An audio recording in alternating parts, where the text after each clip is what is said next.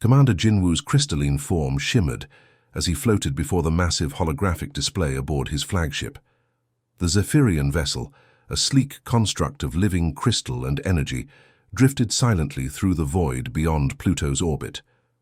His 6 arms moved gracefully as he manipulated the scanning data, each gesture sending ripples of light through his translucent body. Fascinating little world, he mused, watching the blue marble rotate slowly before him.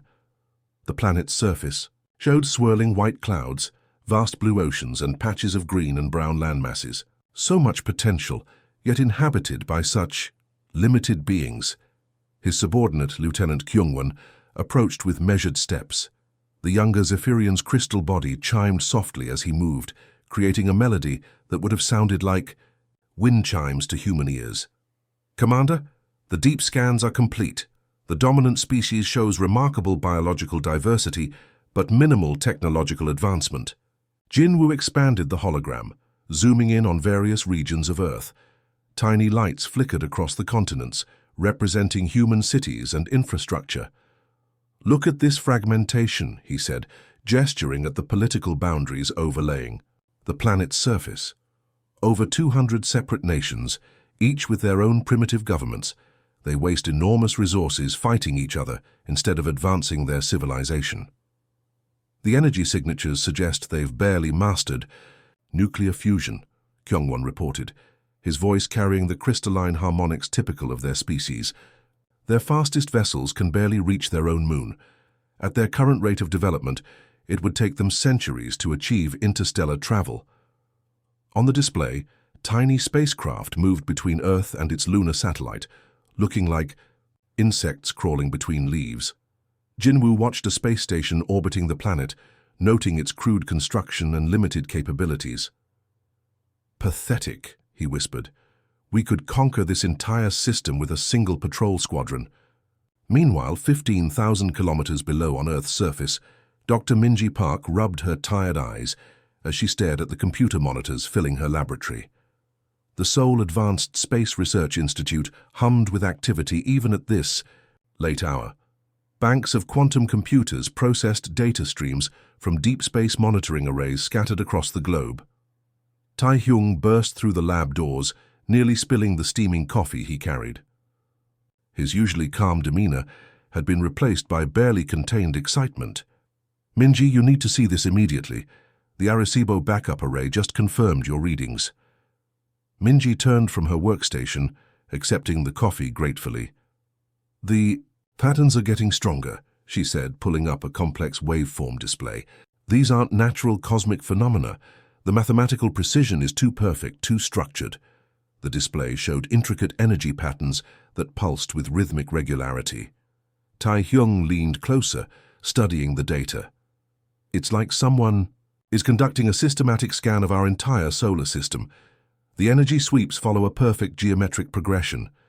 "Exactly," Minji whispered, her voice tense with realization. "Someone is watching us, studying us, and they're being very thorough about it." Far across the galaxy, the Grand Assembly Chamber of the Galactic Council buzzed with activity. The massive space station, larger than Earth's moon, housed representatives from thousands of worlds.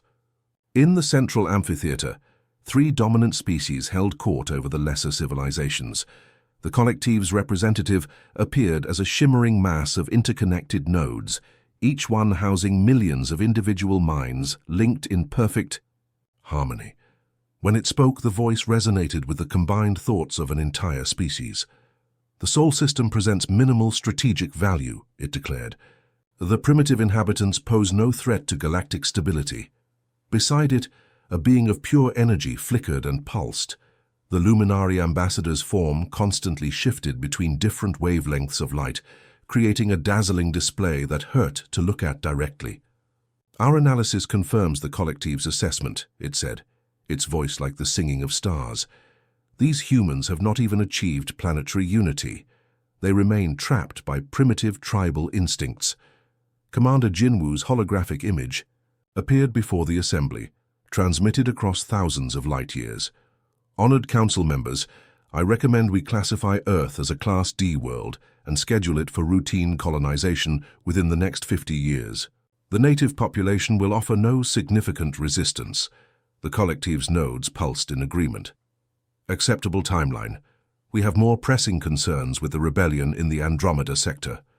The Luminary's energy form brightened. Indeed, these humans are barely worth our attention. Let them play with their crude rockets and nuclear toys while we handle real threats to galactic order. And so, with casual indifference, the three most powerful civilizations in the galaxy marked humanity for eventual conquest. They filed Earth away in their databases as just another primitive world to be claimed when convenient, never suspecting that this small blue planet harbored a species whose greatest strength lay not in their technology, but in their refusal to accept defeat. The sleeping giant continued to sleep, but its dreams were growing restless. The morning sky over Seoul turned an unnatural shade of purple as 12 massive crystalline ships broke through Earth's atmosphere. Each Zephyrian vessel stretched nearly 2 kilometers long, their translucent hulls gleaming like enormous diamonds against the dawn light. Admiral Hyunwoo stood on the bridge of his flagship, the Crystal Dominion, watching the primitive world spread out beneath him. "Deploy in standard intimidation formation," he commanded, his crystalline voice echoing through the ship's bio-neural networks. The alien vessels arranged themselves in a perfect circle above Earth's major population centers, casting strange shadows across New York, London, Tokyo, and Moscow. Hyunwoo activated the planetary broadcast system, his image appearing on every screen, radio, and communication device across the globe. His towering crystalline form, with 6 arms and eyes that glowed like captured starlight, was designed to inspire fear and submission in lesser species. "Attention, inhabitants of Earth," his voice boomed in perfect English, Mandarin, Spanish, and dozens of other human languages simultaneously. "I am Admiral Hyunwoo of the Galactic Council Fleet. Your world has been selected for integration into our empire. You will submit to Council authority immediately. Resistance is futile and will only result in unnecessary suffering." Deep beneath the Rocky Mountains, the Earth Defense Command bunker buzzed with controlled chaos. General Soo-young stood before a wall of monitors, showing the alien ships hovering menacingly above Earth's cities. Her weathered face, marked by 3 years of preparation for this exact moment, showed no fear. "Ma'am, they're waiting for our response," reported Colonel Jamin from his communications station. Soo-young picked up the microphone that would broadcast her words to every military installation on the planet. A thin smile crossed her lips as she keyed the transmission. "Like hell we will," she said simply. Then, switching to the military frequency, she added, "All units, commence Operation Defiant Sky. Show these crystal freaks what humans do to uninvited guests." Captain Minho's squadron launched from hidden bases across the Pacific. His modified F-35 fighters had been completely rebuilt using salvaged alien technology, their engines now powered by exotic matter cores that Dr. Jisu's team had reverse-engineered from probe fragments. The sleek black aircraft moved with impossible speed and agility, their new propulsion systems leaving trails of blue fire across the sky. "Phoenix Squadron, this is Lead," Minho's voice crackled through the secure channel. "Target the flagships. Lower crystalline array. Remember, these aren't energy shields like we expected. Their hulls are living crystal that adapts to damage. Hit them hard and fast before they can adjust." The first wave of Earth's counterattack came from the least expected direction: railgun installations, disguised as weather monitoring stations, and radio telescopes fired tungsten projectiles at a significant fraction of light speed.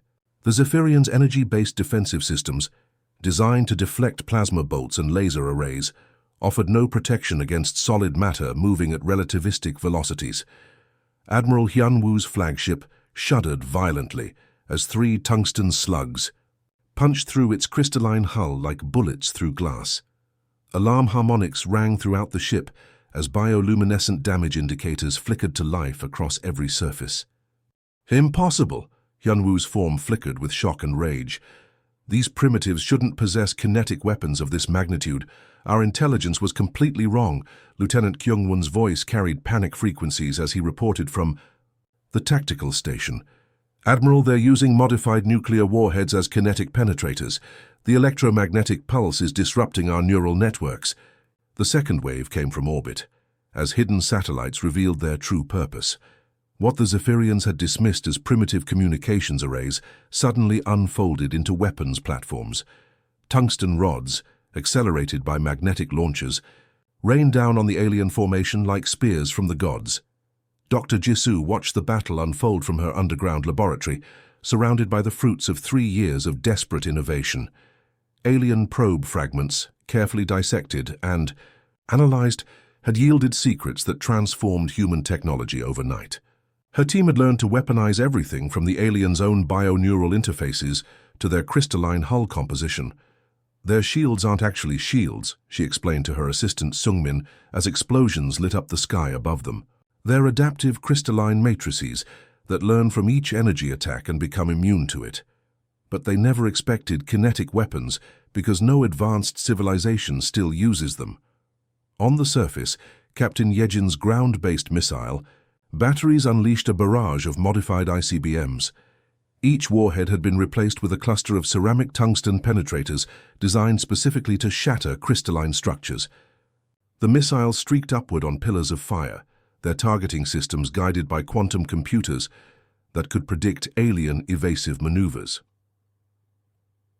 The Crystal Dominion listed heavily to starboard as multiple impacts sent fractures racing across Tayat's hull like lightning. Hyunwoo struggled to maintain his composure as his perfect formation dissolved into chaos.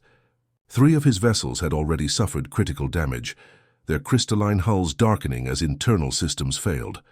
"Sir, the humans are coordinating their attacks with impossible precision," reported Commander Dae-hyun from the damaged cruiser Stellar Harmony. "They're targeting our structural weak points with mathematical accuracy. How could they know our vulnerabilities so precisely?"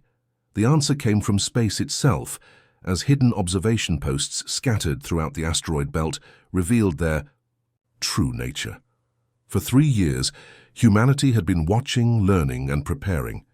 Every alien probe that had surveyed Earth had been tracked, captured, and reverse-engineered. What the Galactic Council thought was surveillance had actually been inadvertent technology transfer.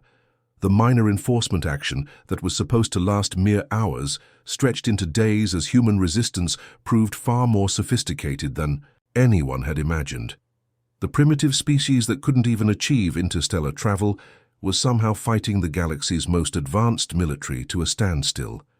The quantum communication array aboard the collective mothership, Unity of Thought, pulsed with urgent data streams from the Sol system. Across the galaxy, on the massive biomechanical structure that housed their collective consciousness, millions of interconnected minds processed the impossible news simultaneously. Node Prime Omega 7, speaking for billions of linked beings, sent its thoughts rippling through the hive network. Analysis complete. The human resistance shows tactical patterns we have never encountered.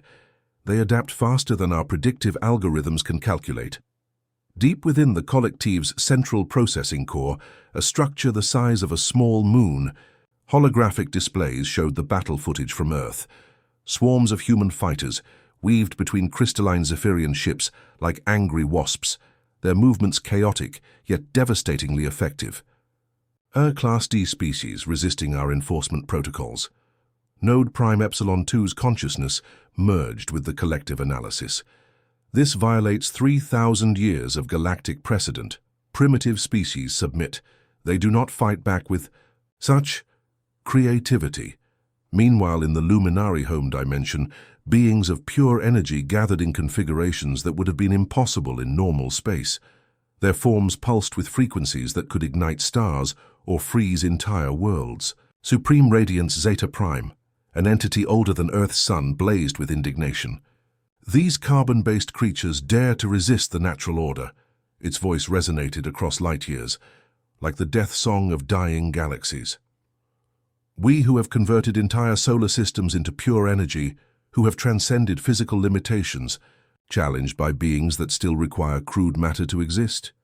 The Luminary warforms began their terrible transformation, shifting from their peaceful light-based existence into concentrated weapons of cosmic destruction. Ships that were living starfire began emerging from fold space, their hulls composed of weaponized plasma and contained stellar fury.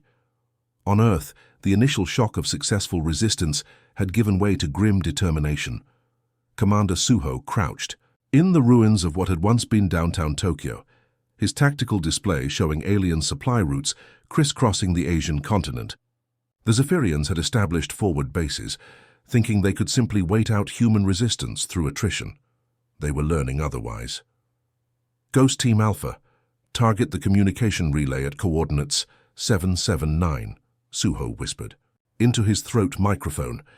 His soldiers, invisible in their adaptive camouflage suits, moved like shadows through the alien-occupied city. The attack came from everywhere and nowhere. Sergeant Heejin's team emerged from storm drains beneath the crystalline communication tower, placing shaped charges with surgical precision. Lieutenant Woojin's snipers, positioned in abandoned skyscrapers, took out alien sentries with railgun rifles that fired depleted uranium rounds. The explosion that followed wasn't just destructive, it was carefully calculated. Dr. Jisu's team had discovered that Zephyrian crystals resonated at specific frequencies when damaged. The blast sent harmonic shockwaves through every alien structure in a 10-kilometer radius, causing cascading failures throughout their occupation network. 3,000 kilometers away, in the hidden laboratories beneath the Swiss Alps, engineer Hyuna stared at her latest creation with satisfaction, mixed with exhaustion. Her team had been working non-stop for weeks, developing weapons that targeted not alien technology, but alien psychology. The collective thinks as one massive mind, she explained to her assistant Minjae, gesturing at the device that hummed with barely contained electromagnetic fury. But what happens when you introduce chaos into a perfectly ordered system? The weapon looked deceptively simple, a modified radio transmitter connected to quantum processors that generated random noise patterns, but when activated near collective forces, it created cognitive dissonance that rippled through their hive mind like a virus through a computer network. Field test results from the Australian front are promising, reported Dr. Sunwoo from her workstation. The electromagnetic pulse bombs disrupted their neural links for over 6 hours. Individual collective units began showing signs of independent thought, something their species hasn't experienced in millennia. For the Luminari, Yuna's team had developed something even more insidious. Using captured alien technology, they had learned to generate specific frequency patterns that caused energy-based life forms to become unstable. The pure energy beings that had ruled the galaxy for eons suddenly found themselves vulnerable to what amounted to cosmic static. Captain Jungkook's Special Forces team demonstrated this during the Battle of the Sahara, where a Luminari expeditionary force had established a dimensional gateway. As the energy beings poured through the portal like living fire, human frequency generators activated across the desert. The effect was immediate and devastating. Luminari warriors that had existed for thousands of years began to flicker and fade, their carefully maintained energy patterns disrupted by seemingly random radio transmissions. For the first time in their immortal existence, they experienced something approaching fear. Impossible. Supreme radiance. Theta 9's voice cracked across multiple dimensions as its form destabilized. How can crude matter-based technology affect beings of pure energy? The answer came from intercepted human communications, translated by panicked alien analysts. They think in straight lines, Engineer Yuna's voice echoed through alien command centers. We think in spirals. What the galaxy's advanced civilizations couldn't understand was that their very advancement had become a weakness. They had optimized their thinking, streamlined their processes, and eliminated inefficiency. But humans thrived on inefficiency, on the beautiful chaos of millions of independent minds working toward a common goal. The Zephyrians' predictive algorithms couldn't account for human irrationality.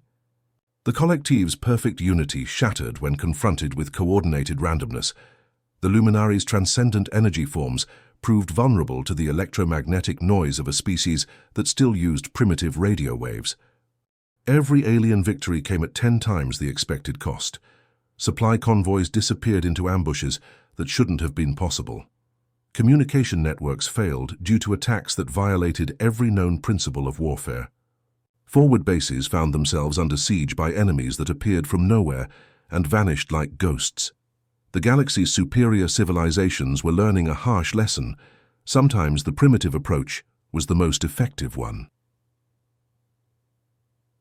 The War Council, chamber aboard the Galactic Council's flagship, Eternal Dominance, had never hosted such a gathering. Representatives from over 50 civilizations filled the massive space, their various forms creating a bizarre tapestry of galactic power. At the center, the three supreme rulers floated in their respective containment fields. Supreme Collective Node Prime appeared as a writhing mass of neural connections, billions of minds speaking as one.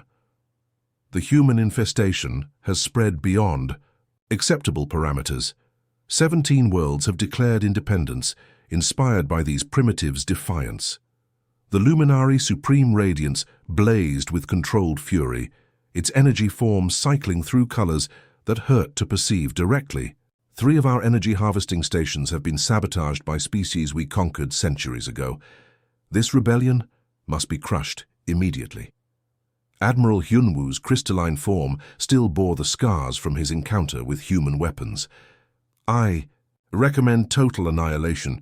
These creatures are more dangerous than any virus we have encountered. Node Prime's consciousness rippled with agreement. Assembled fleet status report complete. 1,237 vessels. Combined firepower capable of sterilizing 50 worlds simultaneously. This ends now. The armada that approached the Sol system was the largest military force ever assembled in galactic history. Zephyrian crystal ships stretched like glittering knives across space, each one capable of cracking a planet's crust.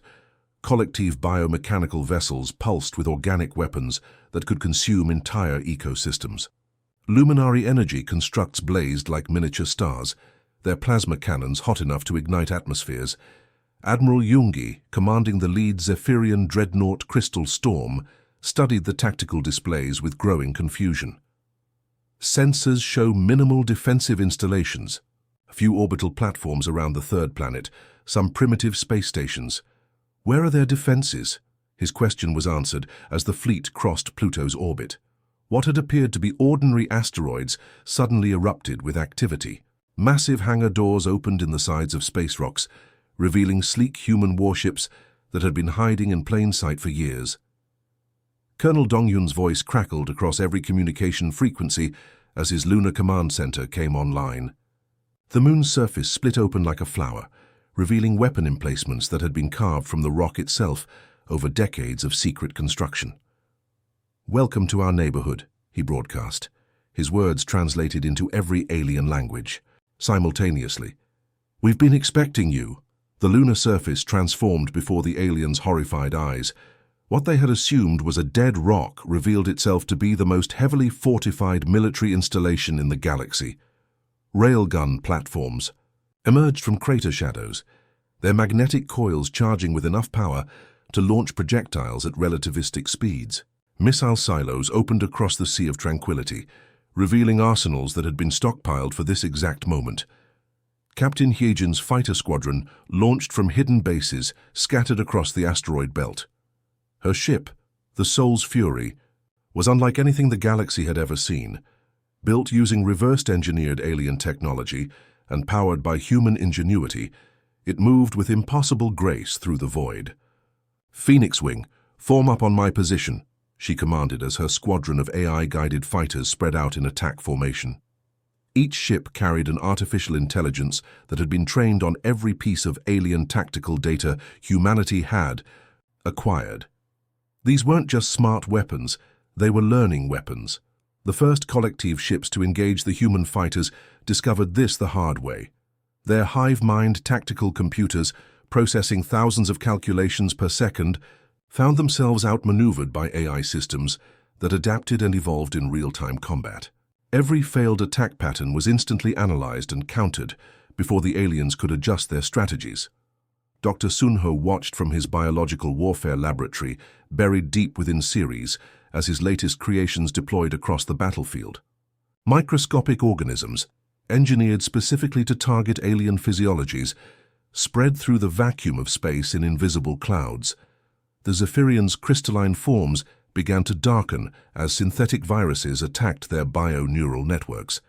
Collective, Vessels found their organic components failing as tailored bacteria consumed their living hulls. Biological warfare protocols are showing 97% effectiveness, he reported to Earth Command. The aliens never developed immunity to Earth-based pathogens because they never considered us a threat. But the true revelation came as the alien fleet pressed deeper into the solar system.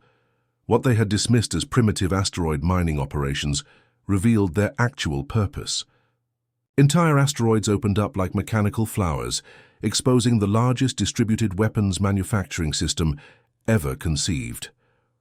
Robotic factories that had been disguised as mineral extraction facilities began producing missiles, drones, and ammunition at an impossible rate. Each asteroid became a self-sufficient weapons platform, churning out instruments of war faster than the aliens could destroy them. Commander Jae-hwan coordinated the defense from his hidden base inside Vesta. Manufacturing nodes 17 through 34 are now online.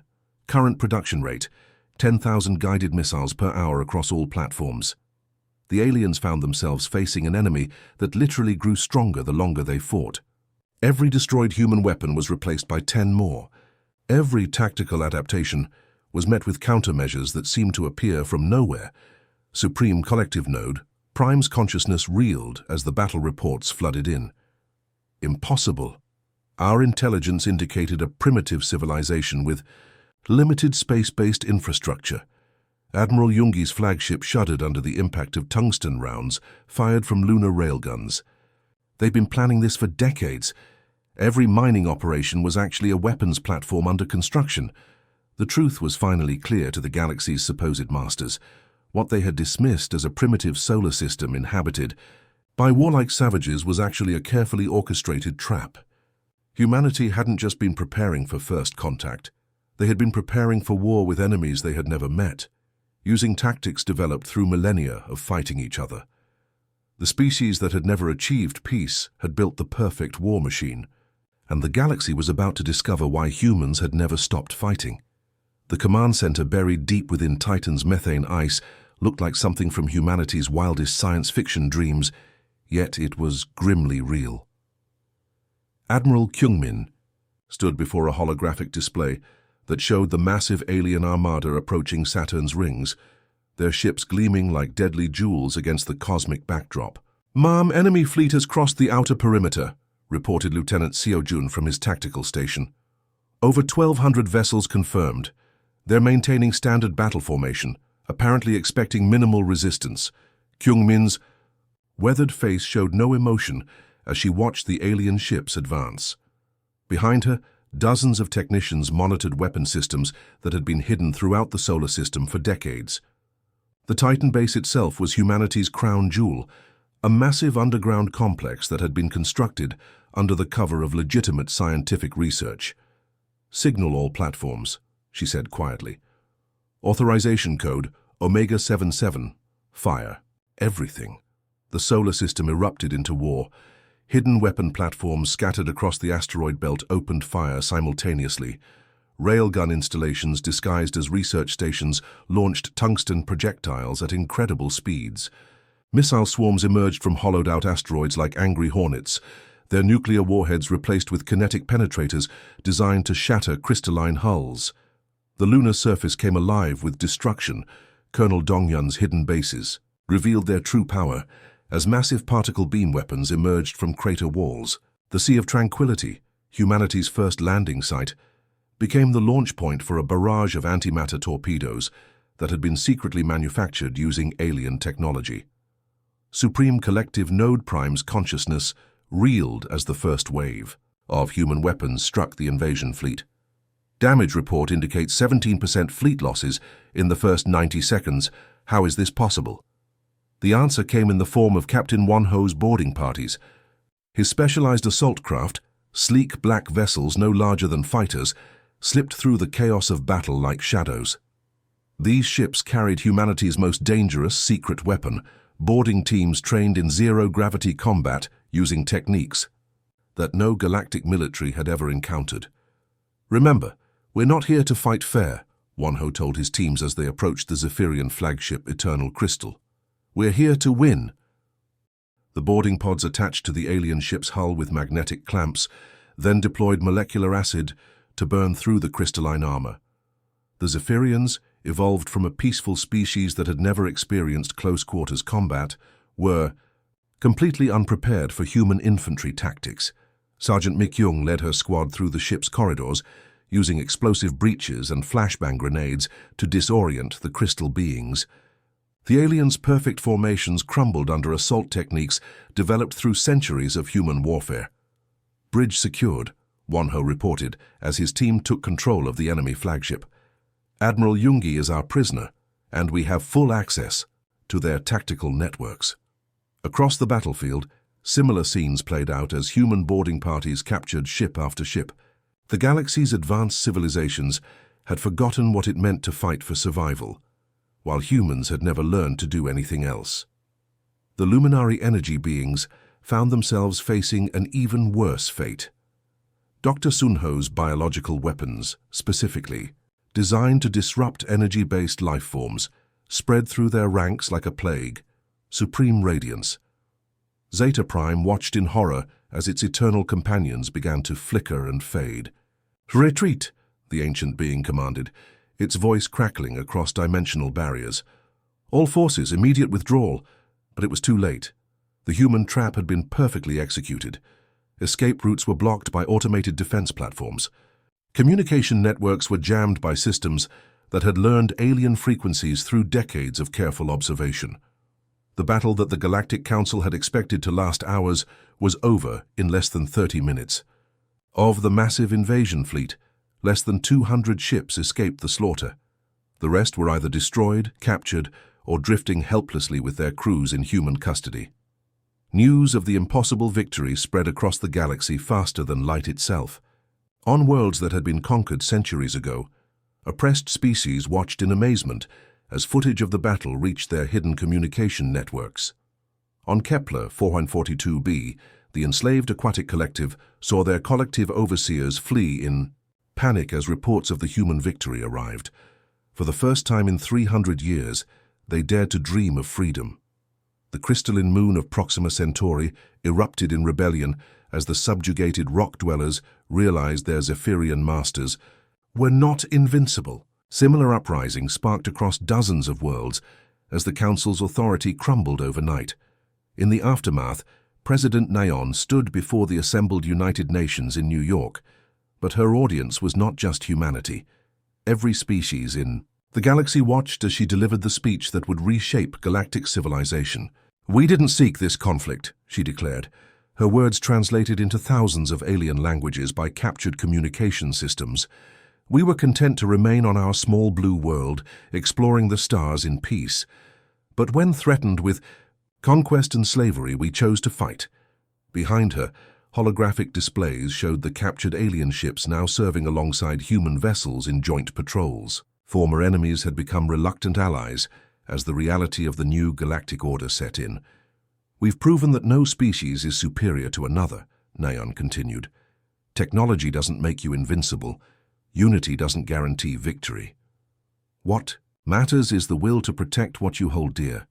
The camera panned across the assembly hall, showing alien delegates sitting beside human ambassadors for the first time in galactic history. Supreme Collective Node Prime, its once proud consciousness, diminished but not destroyed, pulsed with reluctant respect. "The age of galactic domination is over," President Naeon concluded. "The age of cooperation begins now." Earth emerged not just as a galactic power, but as the catalyst for a new era of freedom among the stars. The species that had been dismissed as primitive had taught the galaxy its greatest lesson. Sometimes the best way to ensure peace is to be absolutely terrifying at war. The end.